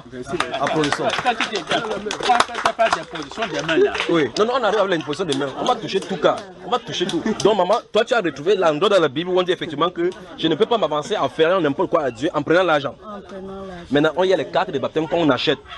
Il y a les grades à l'intérieur, comme maman a dit là tout à l'heure là, pour pouvoir être ancienne. Il y a des façons de faire. Mais on doit devoir répondre à sa question. Parce que là, il faut qu'on sorte dans la Bible, en montrant dans la Bible comment on devient ancien. Qui peut être ancien et comment on les met à leur charge. Il faut qu'on voit ça dans les Saintes Écritures. Donc maman nous... Comment vous... Attends. Oui. Quelle part? C'est dans quelle... Non, on va toucher, ce sont les choses qu'on va voir. Il faut qu'on commence à passer question-ci. On va construire, parce qu'on a touché aussi le cas des anciens avec l'argent, comme on a vu. On va y revenir. Mais si il voit que vous êtes fatigué, on laisse une pause de 5 minutes pour avancer. Mais il faut qu'on finisse avec ces questions-ci. Bon, maintenant... Non, on avance. Comment on baptise? Non, il n'y a pas de problème. On va y arriver. On a compris, le papa nous, comme il proteste, il a dit qu'en lisant dans les Saintes Écritures, il n'a pas vu un endroit où on verse l'eau sur la tête. Il n'a pas ça dans la Bible. Le deuxième cas, c'est qu'il n'a pas vu dans un endroit dans la Bible où on a dit qu'il faut faire le catéchèse d'abord avant d'être baptisé. Nous nous trouvons à l'endroit où je lui pose la question, d'où est-ce que donc ça vient? Pourquoi donc imposer ça donc, comme tu dis chez vous donc? Pourquoi avoir imposé ça et mettre ça dans les fidèles? Pourtant, tu as convenu que si on veut suivre Dieu, c'est la Bible qui est la référence. Pourquoi? Papa? Nous l'avons trouvé. Disons que c'était un dogme. C'était un dogme de l'Église. C'était un dogme de l'Église. C'était un dogme. La question que je pose c'est, tout à l'heure nous avons lu dans Matthieu chapitre 16 que Jésus a dit je bâtirai mon Église. Donc Jésus bâtit l'Église et d'autres personnes sont de bâtir quelque chose d'autre en parallèle. Et quand vous dites que Jésus a bâti, il dit que je bâtirai mon Église, quelle Église donc qu'elle a bâti? Voilà la bonne question. Dans Matthieu chapitre 28, Jésus a bâti. Dans Matthieu 28 donc, il a dit effectivement que enseignez à observer tout ce que je vous ai prescrit. Donc les disciples du Seigneur Jésus-Christ Les apôtres du Seigneur Jésus-Christ enseignent ce que Jésus a demandé qu'ils enseignent. Et ceux qui croient à cela, qui sont sauvés, font partie donc de cette église du Seigneur Jésus. Voilà donc l'église du Seigneur Jésus. Donc il y a l'église du Seigneur Jésus, l'église des hommes. L'église des hommes peuvent mélanger un peu de la Bible avec les traditions, avec les dons, comme tu as dit. Mais les disciples du Seigneur Jésus-Christ enseignent seulement ce que Jésus a prescrit. Point final. Nous sommes d'accord? D'accord. Même si vous refusez, c'est la Bible. À moins que vous déchirez votre Bible. D'accord. Voilà, maintenant on avance. Donc en fait, Papa a admis qu'il n'y a pas de baptême, qu'on ne verse pas l'eau sur la terre parce qu'il n'y a pas d'exemple. Maintenant, rentrons sur le mot baptême lui-même. Le mot baptême que vous voyez dans votre Bible là, c'est écrit en grec baptizo. Baptizo veut dire immersion. C'est ce que ça veut dire. Sur ce, ça clôt, ça clôt toute discussion.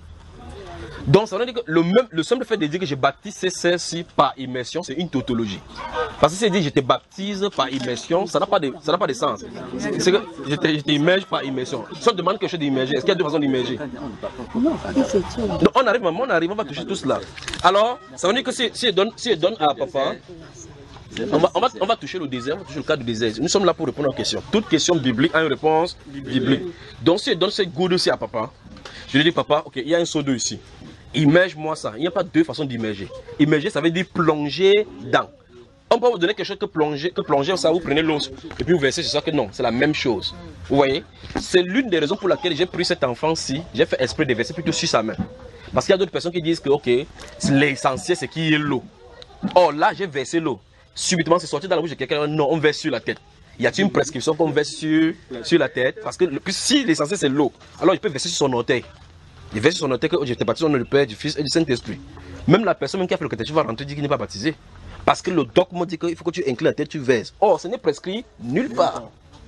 Dans Matthieu chapitre 3, répondant à la question maintenant, la Bible déclare que les foules venaient partout de la Judée pour venir rencontrer Jean-Baptiste pour être baptisé par lui. Jésus lui-même partit de la Galilée. Oui. Jésus est parti de la Galilée pour venir vers Jean pour être baptisé. Jésus. Prenons maintenant, imaginons un peu le temps où il n'y a pas de voiture. Prenons la Galilée séparée de Jérusalem comme étant distante dans la Yaoundé. Il a dû marcher jusqu'à aller vers là où on doit le baptiser. Je veux que vous réfléchissiez à cela. Jésus. Quand il est venu, la Bible déclare à partir du verset 11, lorsqu'il est venu, Jean-Baptiste l'a vu. Jean-Baptiste baptisait tout le monde sans problème. Oui. Quand il l'a vu, il a dit c'est moi qui ai besoin d'être baptisé par toi et toi tu viens à moi. Jésus dit que laisse faire. Il est convenable que nous fassions tout ce qui est juste. Parce qu'il est l'agneau qui doit offrir le corps. Il faut que le sacrifice. Jésus n'a pas de péché. Donc il faut que le sacrifice soit préparé, soit lavé. On dit sur ce, il ne nous resta plus. Dès qu'il sortit, le verset dit, dès qu'il sortit de l'eau, pour sortir de l'eau, il faut qu'on entre. Dès qu'il sortit de l'eau, le ciel s'ouvrit et une voix se fit entendre, voici mon fils bien-aimé, en qui j'ai toute mon affection. C'est ce que ces Écritures disent. Si Jésus donc a dû parcourir des kilomètres pour aller trouver là où il y a la personne qui doit baptiser, et qui a effectivement baptisé, il n'a pas fait la catéchèse. Lorsqu'il est arrivé, il a trouvé Jean-Baptiste en train de baptiser, il allait se baptiser. Il n'est pas venu avec un habit spécial, Jésus n'avait pas de parrain. Jésus n'a pas fait il n'a pas donné le carte de baptême, il n'a pas signé pour certifier maintenant qu'il est baptisé dans l'église de Jean-Baptiste. Il n'y a pas eu cela. Quand il a baptisé, quand il est sorti de l'eau là-bas, on dit dès ce moment, il a commencé à annoncer que le royaume des cieux est proche. Alors maintenant, Jésus a fait cela. Il a donné l'ordre à ses disciples d'en faire autant. Et dans les Saintes Écritures, dans Actes des Apôtres, chapitre 8, chapitre 2 déjà, chapitre 8, chapitre 10, chapitre 19, c'est la même chose qu'on a vu, qu'on a fait. Sans exception. Nous sommes d'accord, n'est-ce pas? Donc, on a corrigé ceci. Il n'y a pas d'aspersion. Il n'y a pas le baptême par immersion. Il n'y a pas de baptême par aspersion. Il n'y a pas de baptême par immersion, il y a baptême. Il faut qu'on soit clair maintenant. Il n'y a pas de baptême par aspersion. Il n'y a pas de baptême par immersion. Il y a baptême. Parce que si on veut traduire, normalement, on va dire dès que Jésus était plongé dans l'eau. Lorsqu'il sortit de l'eau, parce qu'on plonge. Plonger, ça veut dire immerger. Le grec, c'est baptizo, qu'on a traduit par baptême. Donc, baptizo n'a pas deux significations que immerger. Donc, vous ne pouvez pas dire à quelqu'un que je me suis fait baptiser par aspersion ou bien par immersion. Parce que vous ne pouvez pas immerger quelque chose en aspersion, ça n'a pas de sens. Et vous ne pouvez pas immerger quelque chose en immergeant. C'est une bêtise encore. Donc, quelqu'un ne peut pas dire que je me suis fait baptiser par immersion. C'est vrai qu'on le disait parce qu'on n'a pas compris l'essence même du mot baptiser. Mais on ne peut pas dire je me suis fait baptiser par immersion. Un peu comme vous dites que je m'en vais à l'église, ça n'a pas de sens. Parce que l'église n'est pas un lieu. L'église sont des personnes. Amen. Amen. Donc ça dit le baptême, il n'y a qu'un seul baptême, comme la Bible déclare, c'est l'immersion. C'est l'immersion, c'est pas par immersion. Donc le baptême, c'est l'immersion. Alors papa, donc, tu dois être baptisé. C'est la Bible. Souvenons-nous, nous servons le Seigneur. Et nous devons lui obéir. Jésus a dit que celui qui croira et qui sera baptisé sera sauvé. C'est ce qu'il a dit. Celui qui croira et qui sera baptisé sera sauvé. Donc, vous m'écoutez maintenant, si vous êtes catholique, protestant, quand vous êtes là, ou bien quand on ne vous a pas plongé au nom du Seigneur Jésus-Christ, sachez que vous n'êtes pas baptisé. Il faut que vous soyez baptisé ainsi. C'est la Bible qui le dit. Si vous fuyez, ça fait 4 ans, 7 ans, vous allez ouvrir votre Bible chaque jour, ça ne doit pas changer. Même si on traduit en votre patois, vous allez voir que c'est plongé. Et ce qui est curieux, c'est que même dans votre Bible, même dans la Bible catholique, la version top, la version Jérusalem, c'est immergé. Mais la question c'est où est-ce que c'est commencé? Quand on arrive là-bas, on va toucher cette version-là. Il faut que ça soit clair maintenant. D'accord? On est d'accord, n'est-ce pas? Acte chapitre 2 maintenant. Acte chapitre 2. Je crois que, ok, c'est hier qu'on en avait parlé. Ah, bon, comme il n'y avait pas de gens. Il y a les baptêmes programmés aujourd'hui. Ok. Donc si vous voulez baptiser, allez quand vous baptisez, remplissez votre condition.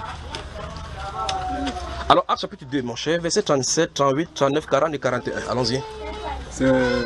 Que ce soit n'importe quelle version, même c'est une version, tu sais, c'est même. Lis-nous, mon cher. Verset 37. 37, 38, 39, 40, 41.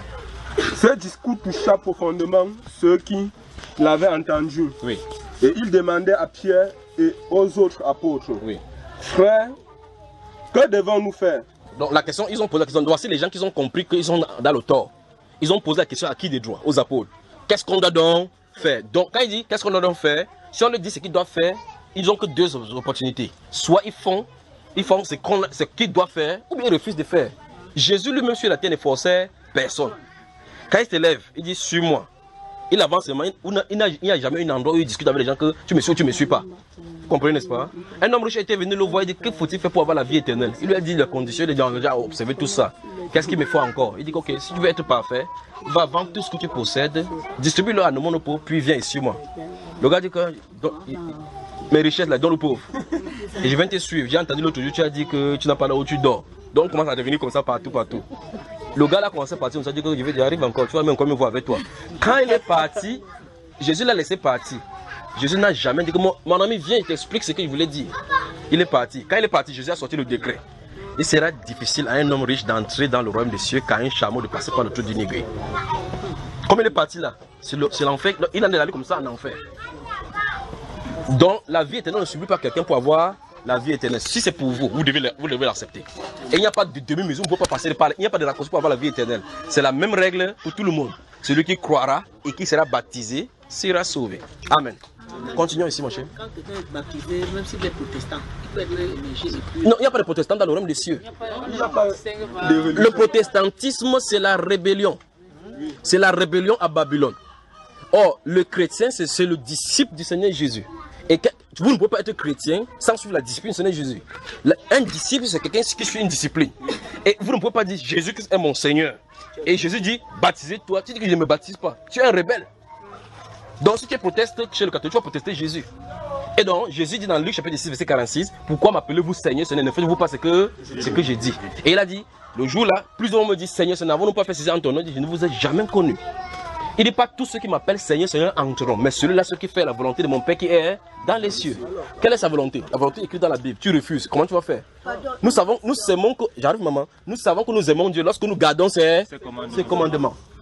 Une question. Oui. Est-ce que quand tu es baptisé, même si tu continues avec le bol, avec tout, tu es déjà... Ça c'est autre chose.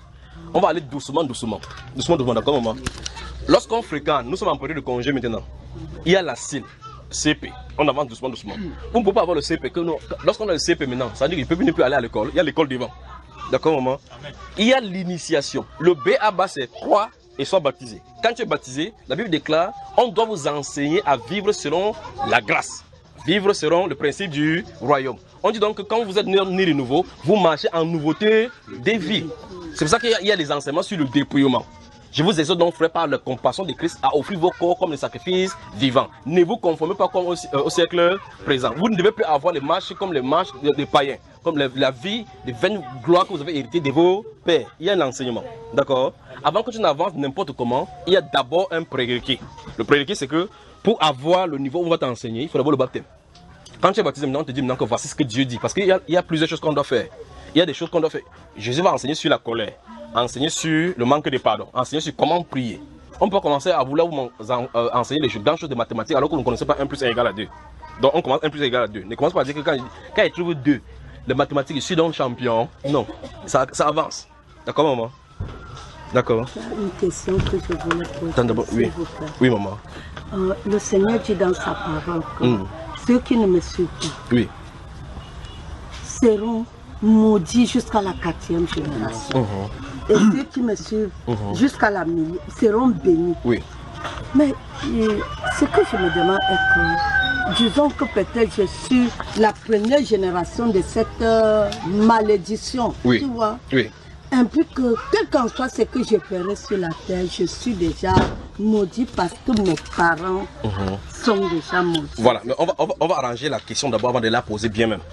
Jésus ne dit pas que ceux qui le suivent sont bénis et ceux qui ne suivent pas sont maudits jusqu'à dire.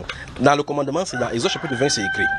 Il dit, tu ne feras point d'image taillée, ni de représentation quelconque des choses qui soient dans les cieux, sur la terre ou sous la terre. Tu ne te prosterneras point devant elle, car quiconque fait ces choses est en abomination à l'Éternel.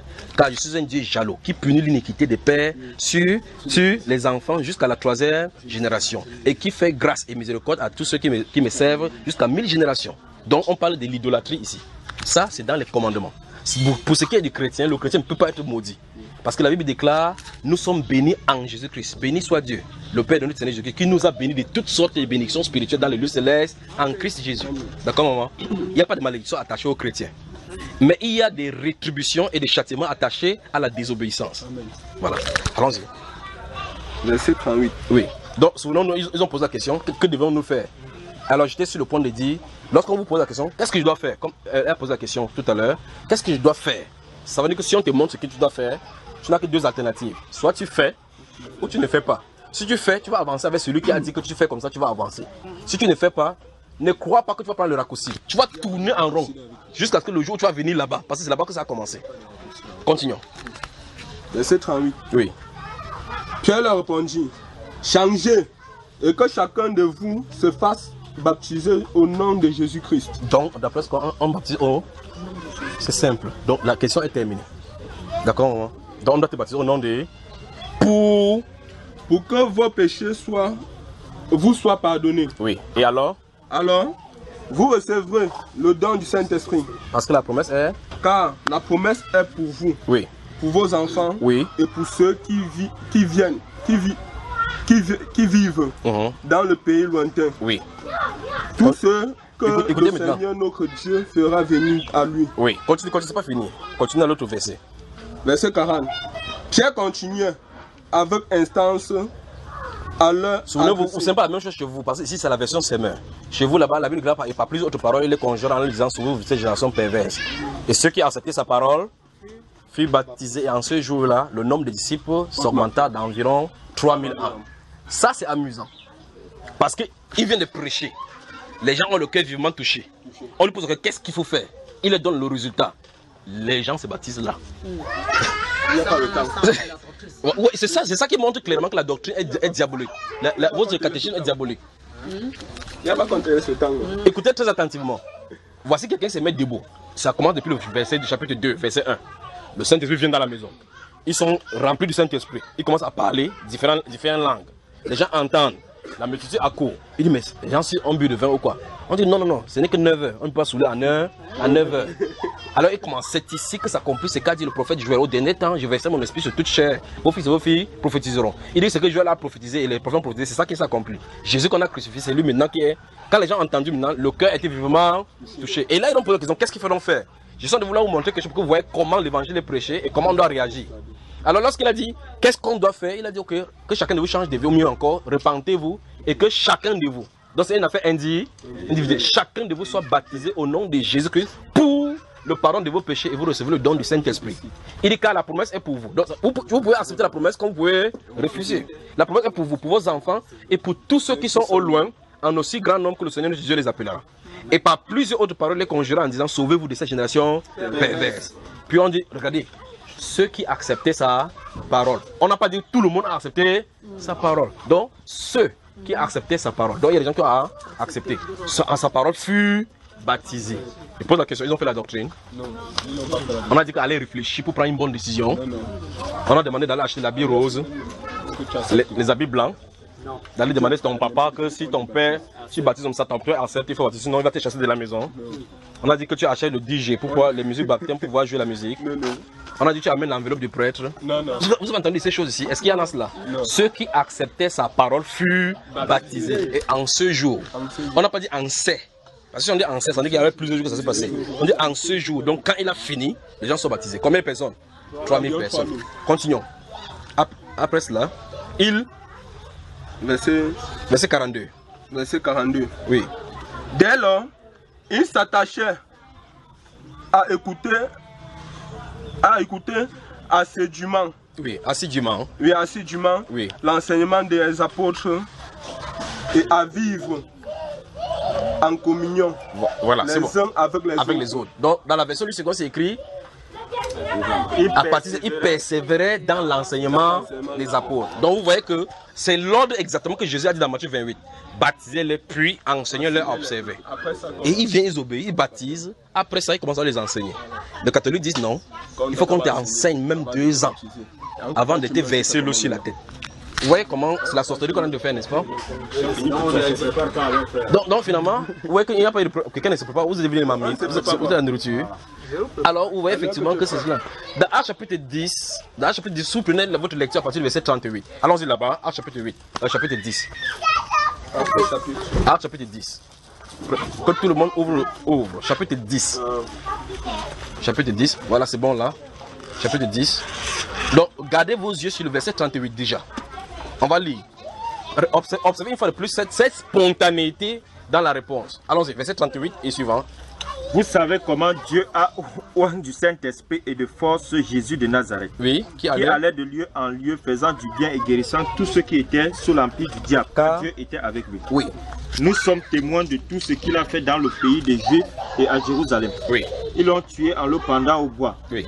Dieu l'a ressuscité le 3e jour et il a permis qu'il apparût non à tout le peuple, mais aux témoins choisis d'avance par Dieu. Oui. À nous qui avons mangé et bu avec lui après qu'il fut ressuscité des morts. Oui. Tous les prophètes. Et Jésus nous a ordonné de prêcher au peuple et d'attester que c'est lui qui a été établi par Dieu, juge des vivants et des morts. Vous voyez qu'il en est venu témoigner ce que Jésus a dit.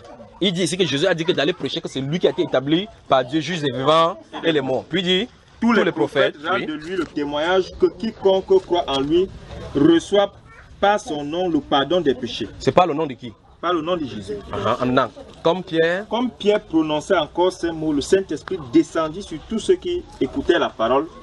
Tous les fidèles circoncis qui étaient venus avec Pierre furent étonnés de ce que le don du Saint-Esprit était aussi répandu sur les païens. Quelle est la conséquence? Car il les entendait parler en langue et glorifier Dieu. Alors Pierre dit, écoutez, peut-on refuser l'eau du baptême à ceux qui ont reçu le Saint-Esprit aussi bien que nous? Alors, ordonna qu'ils fussent baptisés au nom du Seigneur. Amen. Pierre n'a pas dit, souvenez-vous, les amis catholiques, Pierre qu'on dit être le premier pape. Voilà l'infaillibilité. On a vu effectivement au chapitre 2 comment il a prêché, les gens ont été baptisés automatiquement. Ici encore, il prêche, lui-même il supplie que le Saint-Esprit descende. Quand c'est descendu, il ordonne. Remarquez bien le mot. On dit qu'il ordonne. Il n'a pas demandé si quelqu'un veut se baptiser. Le baptême, c'est un commandement. Le baptême, donc, c'est un commandement. Il ordonna qu'ils fussent baptisés au nom du Seigneur. Et après avoir été baptisé, il va durer quelques jours avec eux et puis il va partir. Est-ce qu'il a dit à Corneille que Corneille sache ce que c'est que le baptême? Comme tu t'aventures comme ça, ne rentre plus dans le monde. Hein? Il faut que tu sois le baptême. Quand tu vas faire aux enfants de faire le catéchisme, on t'enseigne d'abord ce que tu veux. Non. Il ordonna. Or, ici, c'est même pas un juif, c'est un païen. Donc il a la culture des anciens temps là. Alors là, voilà un juif qui vient lui montrer clairement la nouvelle alliance, qui est là, sans entrer dans les détails des juifs. Et quand il croit, directement il est baptisé. Alors la Bible nous montre donc que lorsque quelqu'un croit, automatiquement il était baptisé. Puis il pourrait suivre l'enseignement. Alors papa, baptisez-vous, oui. Je demande aussi, même pour le problème de communion là. Oui. Si c'est le deuxième volet, on va toucher, ne t'inquiète pas. On va toucher. Donc je voulais un peu demander avant que vous arriviez là. Ok. Si vous êtes baptisé par l'émission, vous allez entrer dans l'eau là. Oui. Oui. Est-ce que quand vous allez des portes où il y a peut-être des enfants de Dieu qui communient, oui. On appelle réveil. Est-ce que vous pouvez arriver et puis il y a la scène? Ne t'inquiète pas, tu vas voir maintenant que. Ne t'inquiète pas, tu vas voir maintenant qu'en réalité ils sont endormis. Ne t'inquiète pas, on avance seulement. Permets-moi qu'on avance. On avance. Non, nous avons fini avec le baptême. Ah, vous êtes fatigué? Non. Ou bien vous ne voulez plus qu'il parle? Non. Ok. Donc, nous touchons maintenant. Le baptême est fini, non?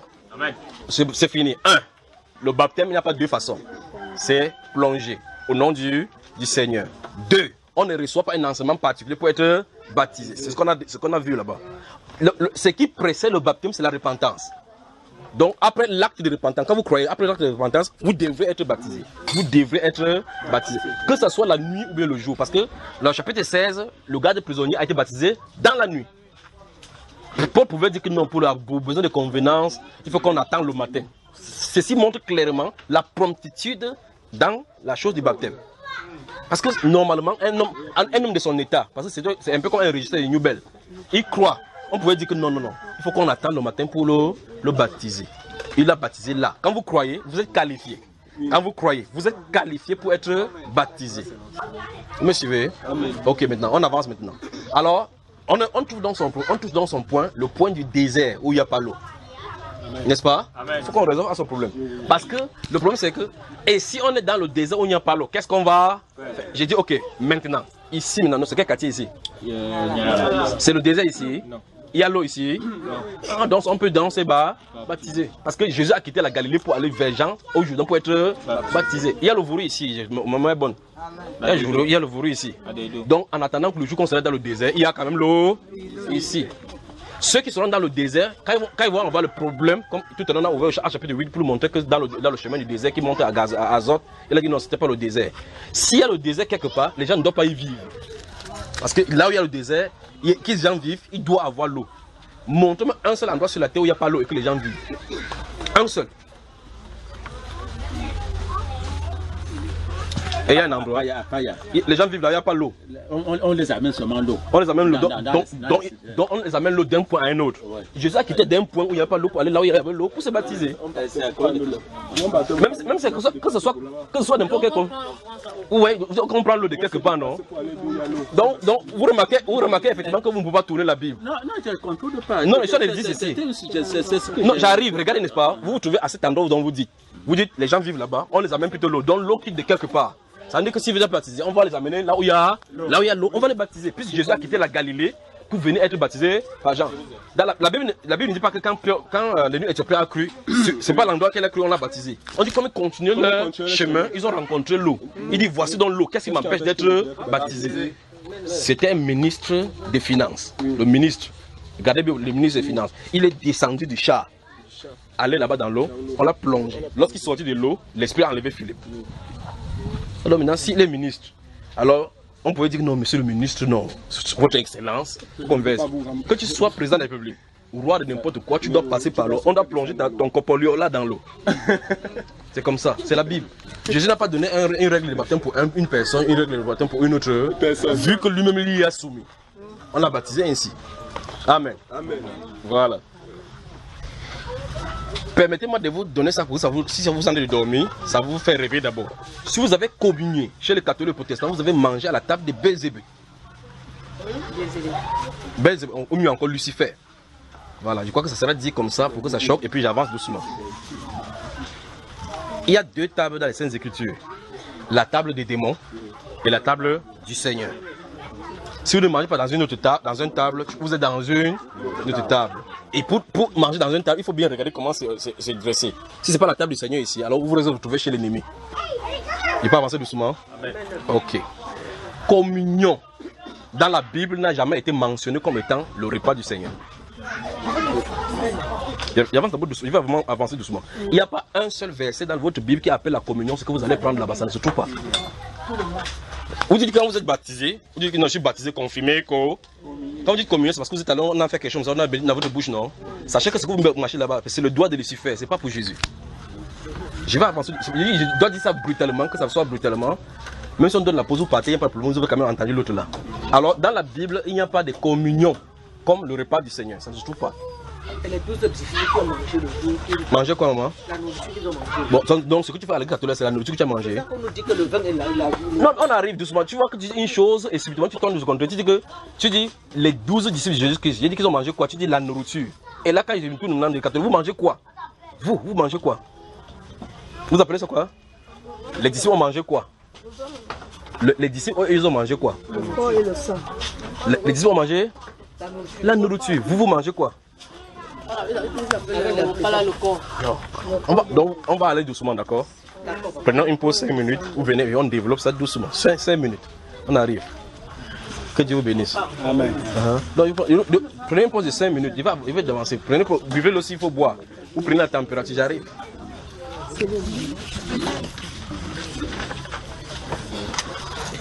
Ça va mon cher? Je ne veux pas saluer. Que ça te bénisse. Que ça te bénisse. Que ça te bénisse mon cher. Amen mon frère. Nous on a le temps. Quand vous partez.